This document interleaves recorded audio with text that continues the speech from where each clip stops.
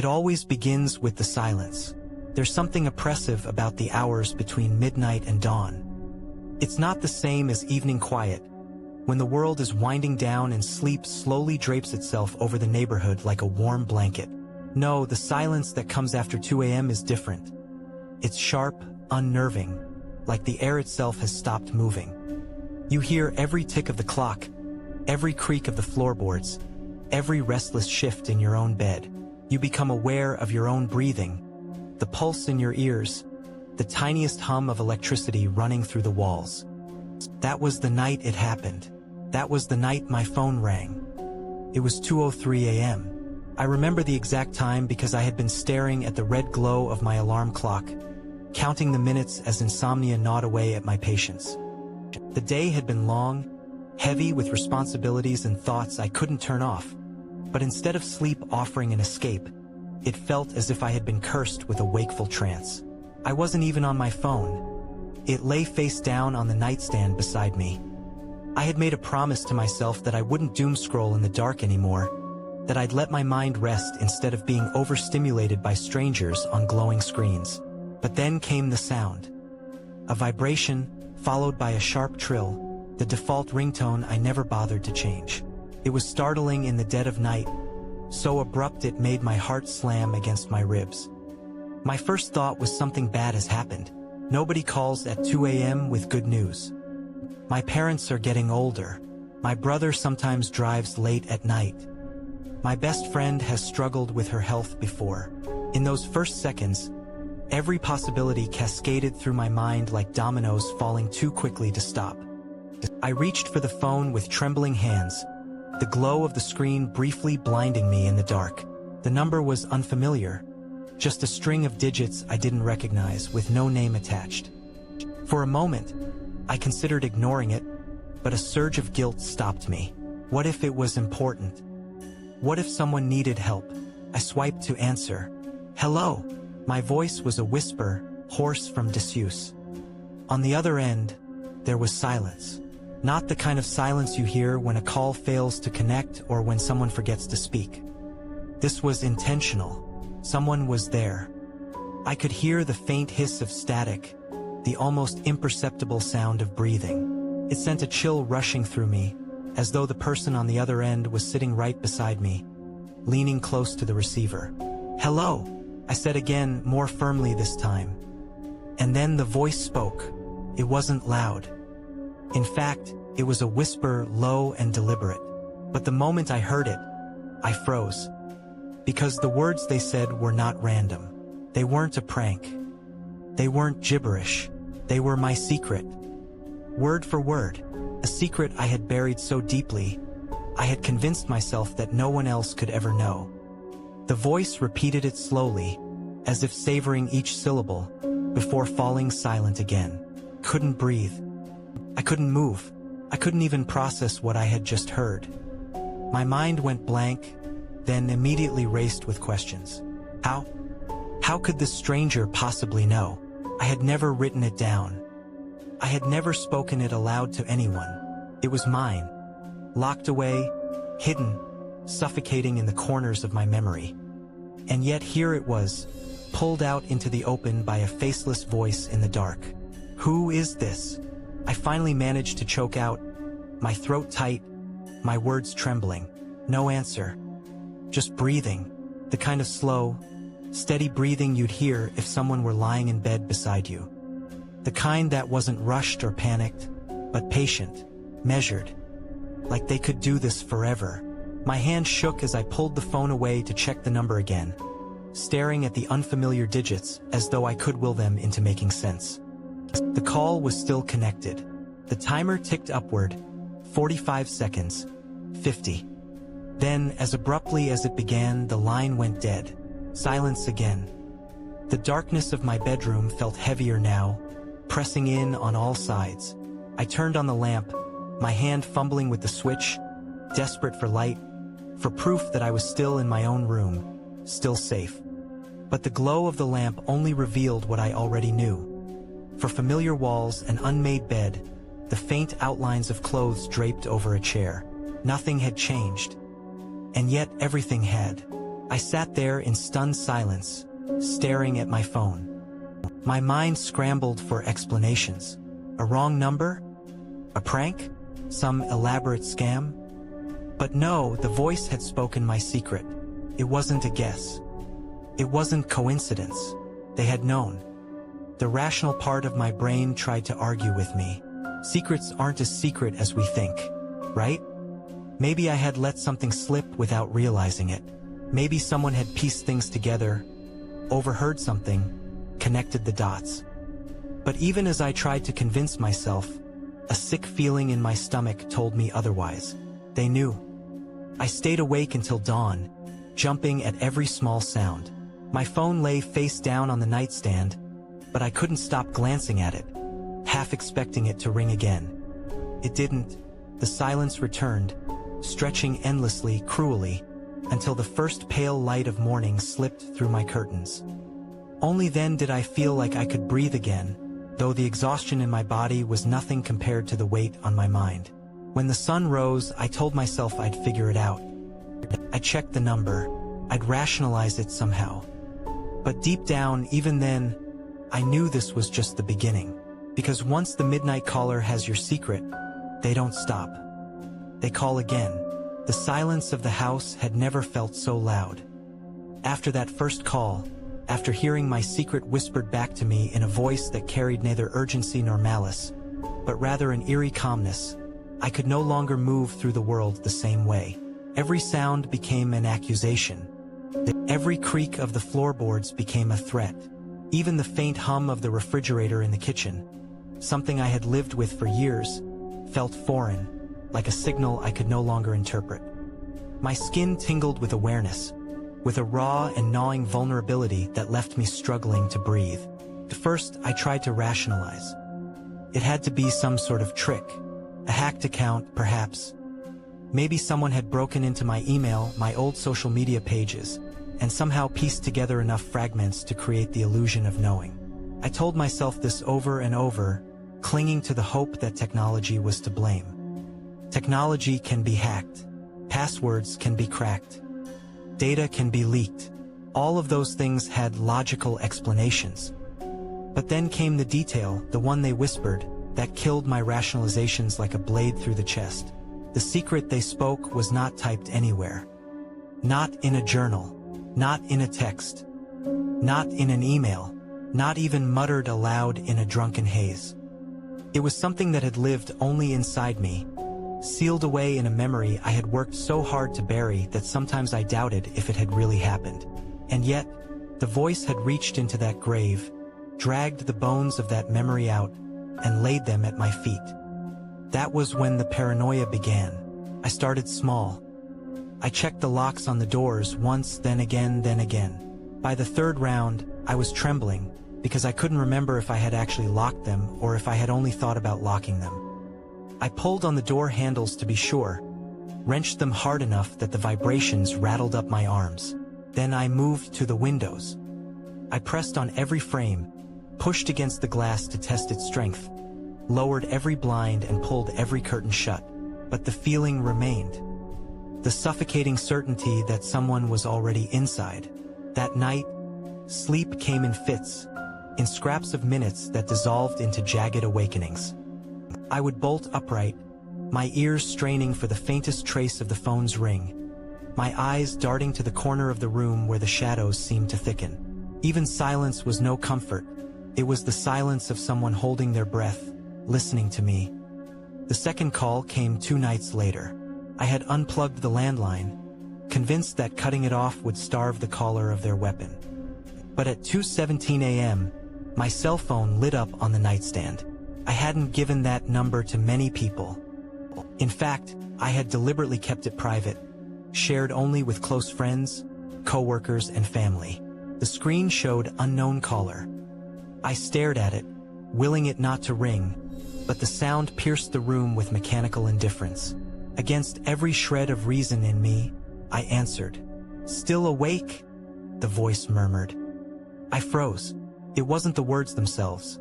It was the way they said it, as if they knew I had been lying in bed, tossing and turning, my thoughts chewing me alive. "You don't sleep much, do you?" the caller continued, their tone playful this time, almost lighthearted. But underneath it was something harder. A smile, but not a kind one. My throat tightened. Who is this? I managed to croak, though my voice was barely above a whisper. They ignored the question. Instead, they said something that made the blood drain from my face. Remember that night? The one you've never told anyone about? You were 17. You said you'd never forgive yourself. And you never have you? My heart slammed so violently in my chest I thought it would burst. I wanted to deny it, to scream that they were wrong, but the truth clamped down on me like a vice. I hung up. The silence afterward was worse than the call itself. I threw the phone onto the floor as if distance could sever the connection, then pressed both hands over my ears. But my mind replayed every word. 17. Never forgiven. Never told a soul.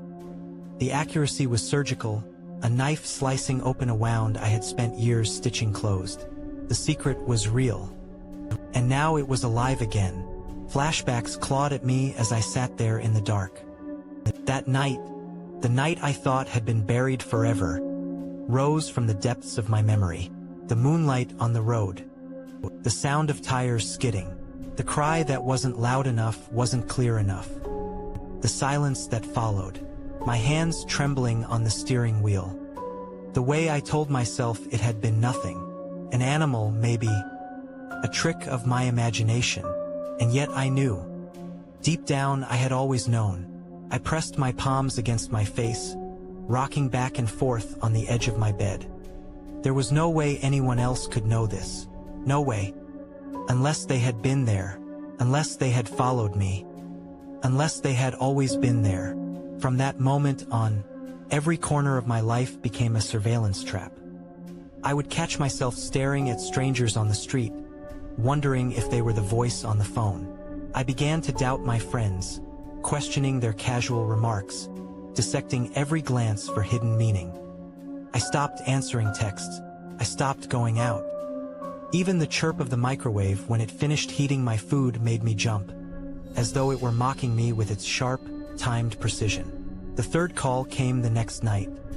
This time, I didn't answer right away. I watched the phone vibrate on the nightstand, watched the screen flash unknown caller over and over. Finally, against every instinct screaming at me not to, I picked up.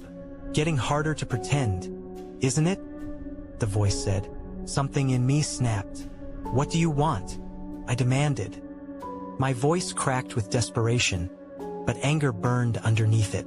What I want, the voice chuckled. I already have it. You. I have your fear, your attention, your secret. That's more than enough. They hung up before I could respond. The following days blurred together.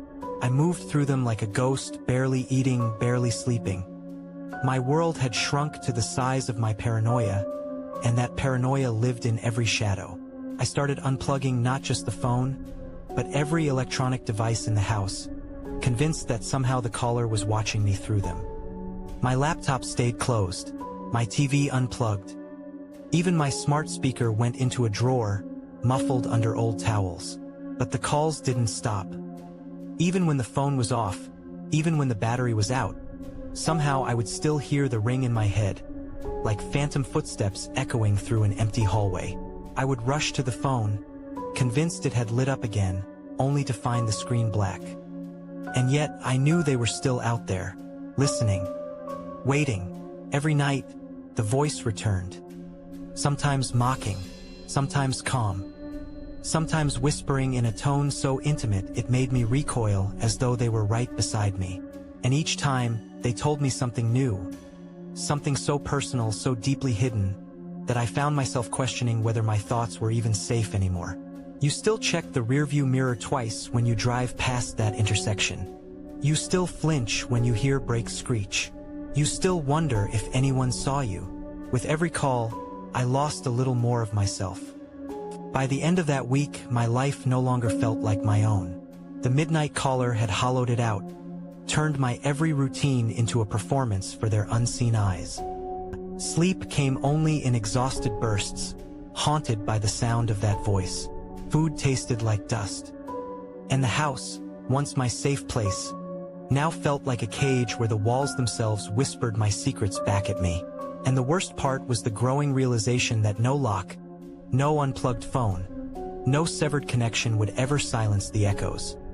Because the caller wasn't just reaching me through the line anymore. They were already inside my head. I didn't sleep after that second night. My eyes stayed locked on the shadows of my ceiling until dawn, following each faint creak of the house as though it were part of some coded message the caller was sending me.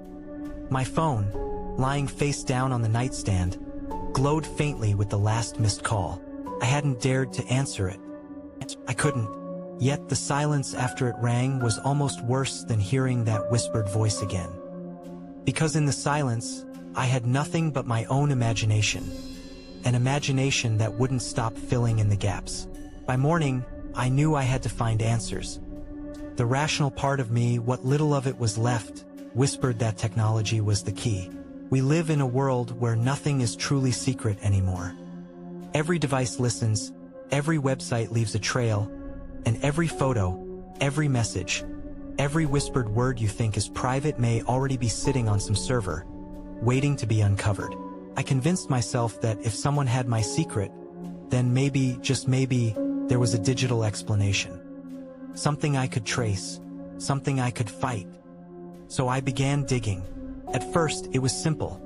Scrolling through my email inbox, trying to spot anything unusual. Password resets, login alerts, warnings from accounts I'd long forgotten. I typed my own name into search engines, wincing at the flood of old accounts, forum posts, even photos I hadn't realized were public. Every corner of the internet seemed to hold a piece of me I'd left behind, carelessly, over years of late-night browsing and half-forgotten signups. And in that digital debris, I began to see a pattern. An outline of a person's life stitched together out of scraps. Mine. And I realized with a sinking dread that anyone determined enough could gather those scraps, rearrange them, and suddenly know far more about me than they should. But not this. Not my secret. That had never touched a screen. That had never been spoken aloud, not even in the company of friends. That was something sealed away, locked in the silence of my own memory. I found myself muttering aloud, "So how? How could they know?" My paranoia grew roots. I searched for spyware, for signs my computer or phone had been compromised. I installed scanners, checked every process running, every strange app lurking in the background. Hours vanished as I sifted through technical jargon, convinced that somewhere buried in the code was the explanation. And yet nothing. My devices looked clean, untouched. But my faith in them shattered anyway. What if my microphone had been turned on remotely? What if my webcam had been recording, even with the little green light off? The thought coiled around my mind like smoke. I covered the camera with tape. I unplugged the smart speaker from the corner of my room. I scrolled through permissions, revoking access from every app one didn't recognize, and then, from the ones I did. Facebook, Instagram, weather apps. Even the flashlight app one hadn't used in years. I didn't trust anything anymore. And still, the phone calls came. The third one was worse than the first two. Not because of what was said, though that was chilling enough, but because of the timing. I had just walked into the kitchen, holding a glass of water, when the phone buzzed. I stared at the screen, that same unfamiliar number glowing like a curse. Against all reason, I answered. The voice came through, soft and steady. "That glass looks cold in your hand." I froze. My grip tightened on the glass until I thought it might shatter. I hadn't spoken. I hadn't posted. I hadn't recorded. But they knew. They knew exactly what I was doing in that moment. I stammered something, what I can't remember. Maybe a plea, maybe a curse. The voice didn't reply. Just silence. Then the line went dead. My stomach dropped. They were watching me. They had to be. I ran through the house in a frenzy, checking windows, peering through blinds, searching for the glint of a lens hidden in the trees, on the fence, across the street. Every corner seemed to hold a phantom eye. I unplugged the router, slammed the laptop shut, even turned off the power strip that fed the TV. My house went quiet, but the quiet didn't comfort me. It suffocated. The thought burrowed deeper. This isn't someone miles away on a computer screen. This is someone close. Close enough to see me. Close enough to whisper my own life back into my ear. I scoured the dark web next. I had never been there before, not really. But desperation has a way of dragging you into places you never thought you'd go. Guides and warnings filled the forums, posts about leaked databases, hidden marketplaces, tools that could dig up private information for the right price. I typed queries, hands shaking, hoping and fearing at once that I'd stumble across some evidence that explained how my secret had slipped free. But the more I searched, the more the opposite became true. I discovered how exposed we all are.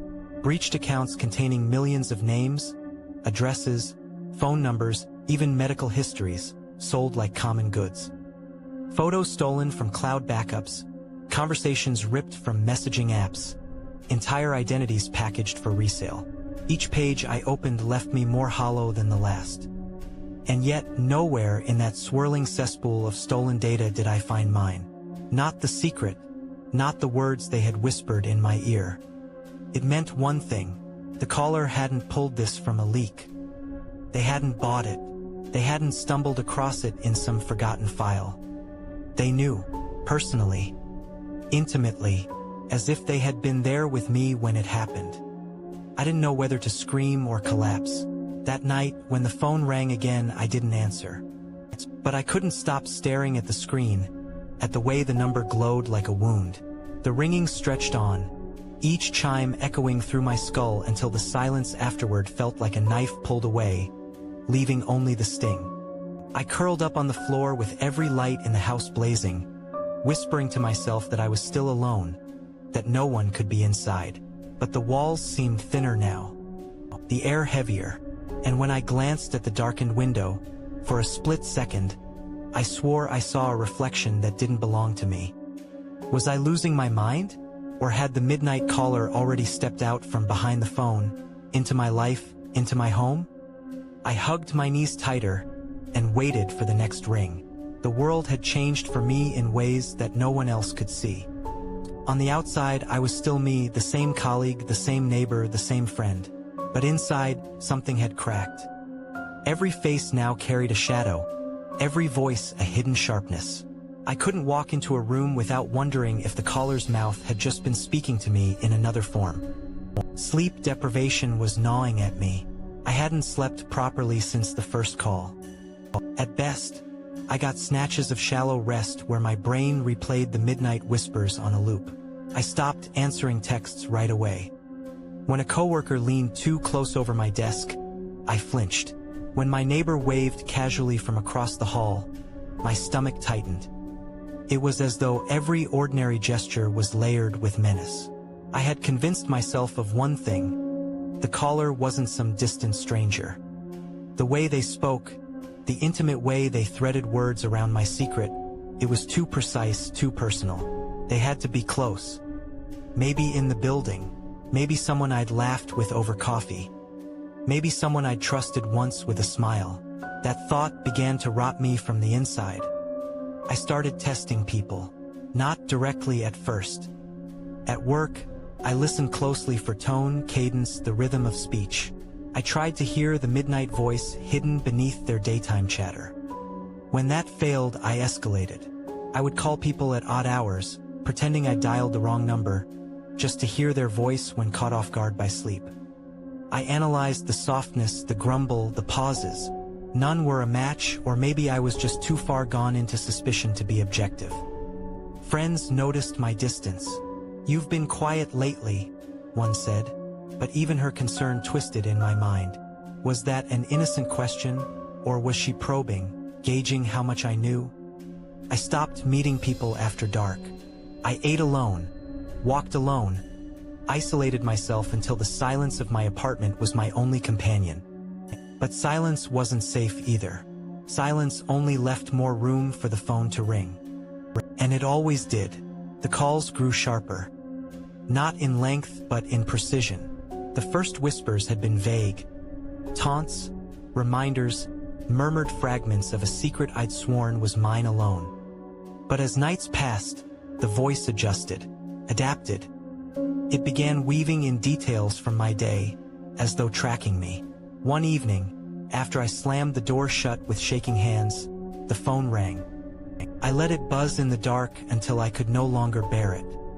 When I finally answered, the voice said softly, "You locked the deadbolt twice this time." I dropped the phone. My throat closed. I hadn't told anyone about that detail, the nervous ritual I had adopted. Locking the door, unlocking it, and locking it again like superstition might keep the caller out. How did they know? I unplugged the landline. I powered down my cell. But the next night, another call came through anyway. No number, just that voice, seeping through static as if from nowhere. It had grown bolder. It didn't just repeat my secret anymore. It sharpened it into a weapon. "If you don't listen," the voice murmured, "I'll tell everyone." I pressed the phone so tightly against my ear it hurt. Everyone. My own whisper sounded alien in the dark. Your coworkers. Your neighbors. Strangers on the street. Everyone. My chest went hollow. It wasn't just about torment anymore, it was about control. Whoever this was wanted something. But what? I tried to resist, to hold on to the thin thread of rationality. I thought of calling the police, imagined sitting in a sterile office with a tired officer asking for proof. What would I give them? A voice with no name, a threat with no substance. They'd dismiss me as paranoid or worse, delusional. And if the caller truly had access to my life, what if involving the police triggered retaliation? What if exposure was exactly what they wanted? That thought kept me paralyzed. I began small experiments. I'd leave a light on in one room, sit in another, and wait to see if the caller referenced it. I left my blinds angled differently, just to track if they noticed. Each night, my paranoia became a science experiment. Variables, outcomes, dread. One night, after leaving my laptop open on the kitchen counter, I got a call. "Careful," the voice said, amused. "Your camera's been watching too." I slammed the lid shut so fast the sound echoed through the apartment.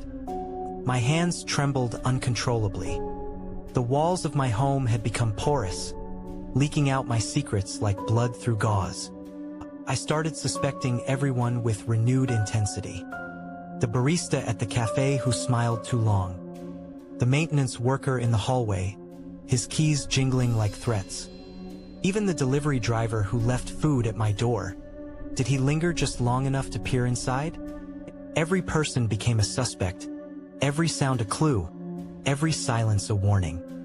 But the more I probed, the more the atmosphere turned dangerous. I felt eyes on me when I walked home, shadows that didn't belong. Conversations in the office seemed to hush when I entered, though I knew that might be the exhaustion distorting my mind. Still, the fear was real.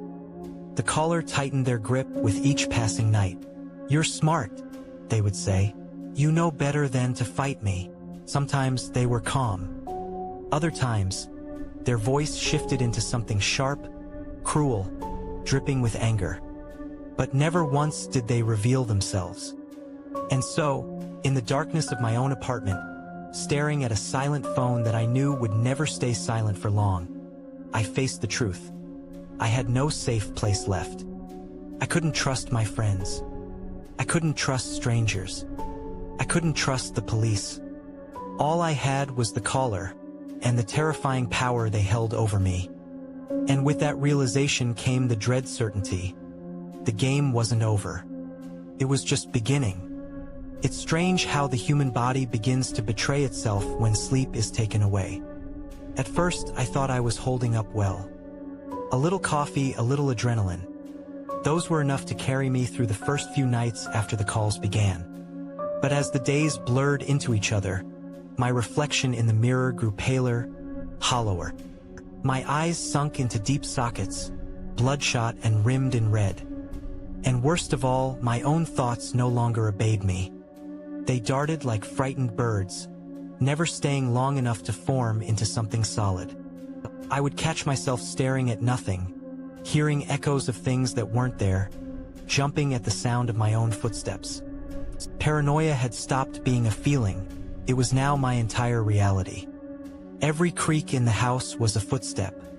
Every shadow outside the window was someone watching me. And every time my phone buzzed, even with a harmless notification, I felt bile rise in my throat, bracing for that voice again.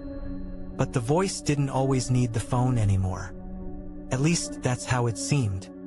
I would be washing dishes, half lost in thought, when suddenly I'd hear the whisper at my ear. Still awake? I'd whirl around, heart pounding, only to find the kitchen empty. Or lying in bed on the brink of sleep, when a faint hum, so much like the tone before a call connects, would fill the silence of the room. I'd snatch my phone, but it would be dark, locked, untouched. I started to wonder, was my mind fabricating the calls now? Was exhaustion blending reality with nightmares? Because if the calls were just hallucinations, then everything I thought I knew about this nightmare collapsed into something far worse. Something born from inside me, not outside. But then came the proof. It was on a Thursday, I think. I had stopped keeping track of the days. They all felt like one endless stretch of anxious waiting. I hadn't slept for more than an hour or two at a time, and my chest ached with constant tension. That morning, my phone buzzed while I was in the shower. The sound cut through the hiss of the water, sharp and unmistakable. My pulse spiked, and I nearly slipped as I lunged out, fumbling with the towel. I grabbed my phone from the counter, hands dripping, and saw it. One new voicemail. I hadn't heard it ring. No missed call notification. Just a voicemail. My hands trembled as I pressed play. The voice slid into my ears like a blade. Soft, slow, deliberate. You can't hide from me. I see you even now. I know what you're thinking and I know what you've done. But that's not the secret, is it? No. The secret is what comes next. The message ended there. Just static afterward. I replayed it at least 10 times, as though hearing it again would make it less real, as though repetition would dull its sharpness. But it didn't. The words burrowed deeper each time, the tone curling into my skull like smoke. The secret is what comes next. That was different. That wasn't just about what I had done in the past. That wasn't about exposing the buried memory I thought no one knew. This was a promise. A threat. A roadmap to something looming. Something I couldn't see but could almost feel pressing against the edges of my life. For the first time since the calls began, I had something tangible. Something I could hold, play, analyze. Proof that I wasn't losing my mind entirely. Proof that the midnight caller existed outside my head. I thought about taking it to the police then. Marching into the station, shoving my phone at the officer on duty, demanding they do something. But what could they do? The number was always blocked. The voice was always distorted, masked by some filter that made it impossible to place. And worst of all, the secret. My secret was one I couldn't risk exposing, not even to the police. If they asked too many questions, if they probed too deep, the truth could spill into the open, and that would destroy me just as surely as the caller's whispers. So instead, I sat there on the bathroom floor, wrapped in a damp towel, listening to the voicemail again and again. My mind spun in circles, feeding on itself like a snake swallowing its tail. Was the caller escalating? Was this a warning of violence? Or was it psychological? An attempt to break me completely before the real blow landed? Sleep was impossible that night. Every time I closed my eyes, I saw the words forming in the dark. The secret is what comes next. Sometimes they appeared as text messages, glowing against the void. Sometimes I heard them spoken aloud, the voice curling closer and closer until it felt like breath was on my cheek. I jolted awake over and over, gasping, drenched in sweat, ears straining for the faintest sound. And the sounds came. At first, they were phantom rings, the trill of a call connecting, faint and far away, even when the phone was powered off and left in another room. Then came the knocks. Soft, hesitant taps at the edge of my awareness. Always at night, always just when I was drifting into unconsciousness.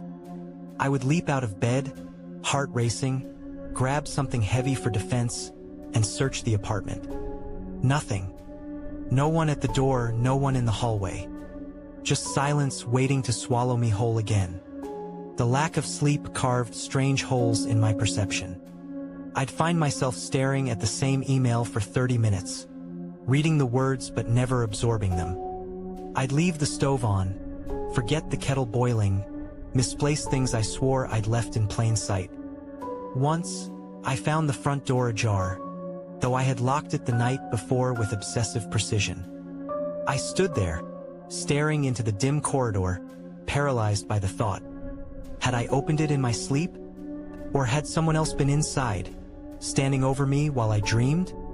I started recording myself at night, desperate for evidence.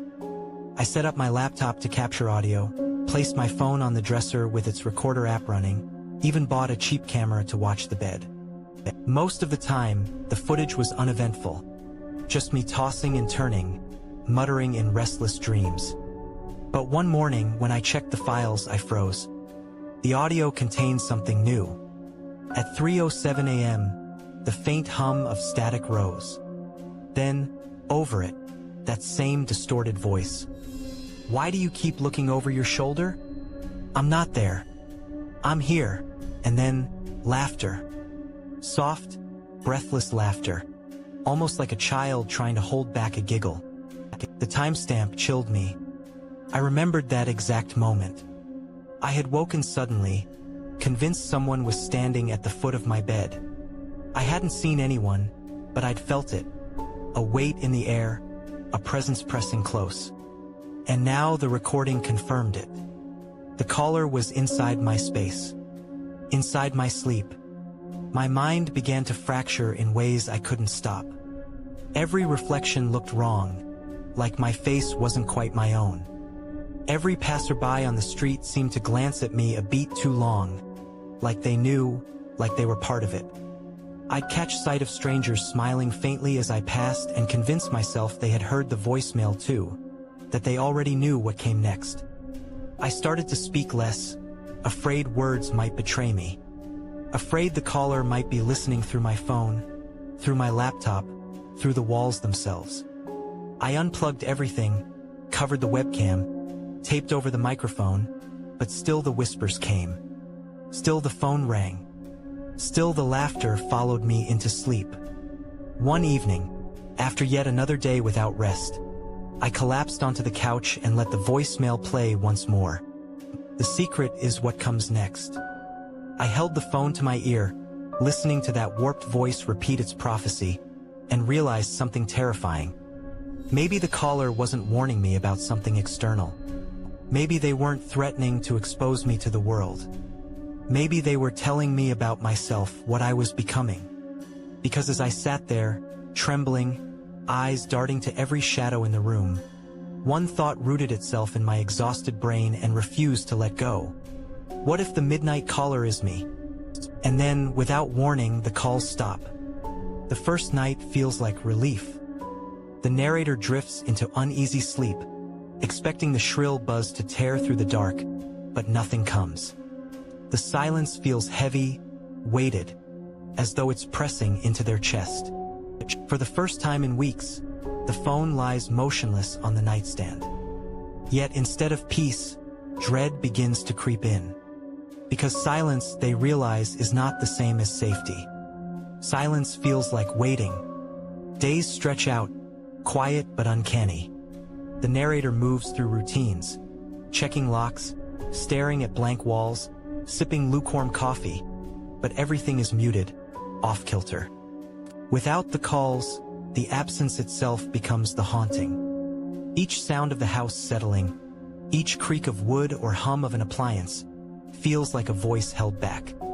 They begin to wonder, was the torment real, Or had their mind finally broken under the weight of paranoia?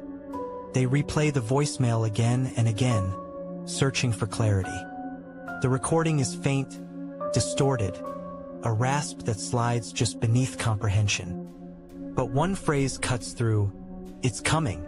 The words linger, growing sharper with each listen, as if the voice embeds itself deeper into the audio, into the mind.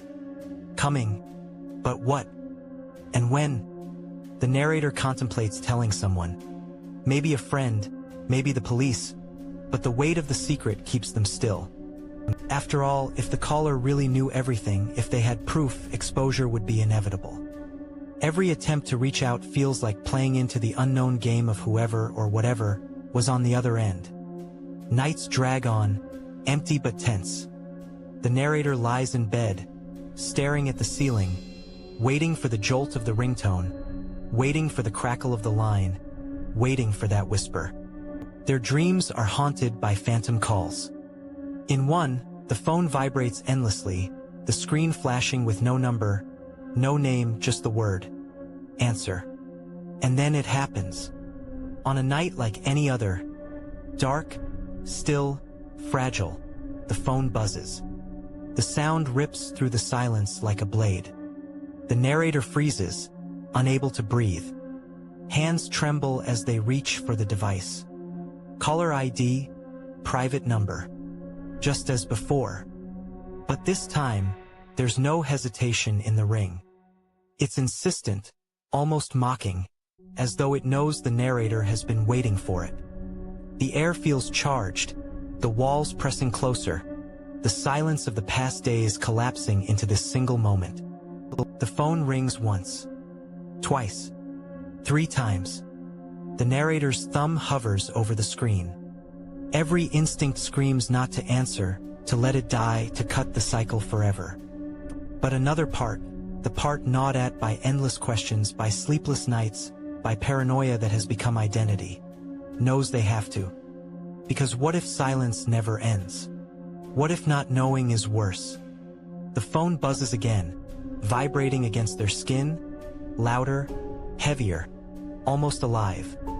And finally, with a breath that feels like surrender, the narrator swipes the screen and presses the phone to their ear. A beat of static. Then nothing. Only breathing.